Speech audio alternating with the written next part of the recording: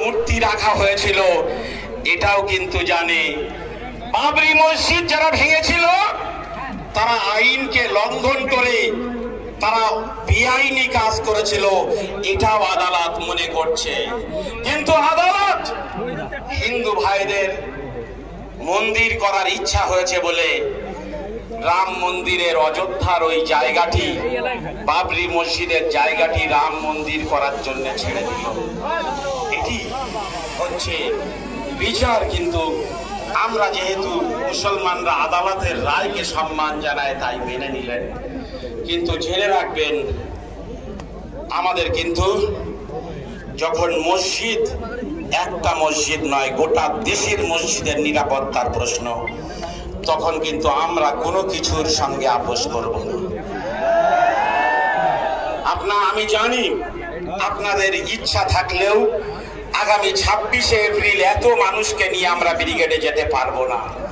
কিন্তু আপনারা যতটা সম্ভব আপনারা চাইবেন যেতে পারবেন। আগামী 26শে এপ্রিল সামনে শনিবারের পরের শনিবারে আপনারা কলকাতার ব্রিগেড প্যারেড গ্রাউন্ডের এই যে সেমিফাইনাল আন্দোলন আর লড়াই, সেটাকে হাত তুলে আপনারা থাকার চেষ্টা করবেন ইনশাআল্লাহ। আপনাদের অনেক কষ্ট হয়েছে, আপনারা কষ্ট করে এসেছেন।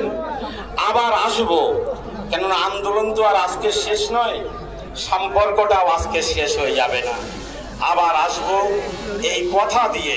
কিন্তু আন্দোলনটা বাড়ি যাওয়া পর্যন্ত আপনাদের যেভাবে শান্তিপূর্ণভাবে এসেছেন, বাড়ি যাওয়া পর্যন্ত শান্তিপূর্ণভাবে বাড়ি যাবেন। তারপরে সংবাদ শুনবো আপনারা নিরাপদে বাড়িতে পৌঁছেছেন। তারপরে আমি কামরুজ্জামান কোচবিহার ছেড়ে তারপরে আমি কলকাতার উদ্দেশ্যে রওনা হব। আল্লাহ যেন আমাদের সকলকে কামিয়াব করেন। আসসালামু আলাইকুম।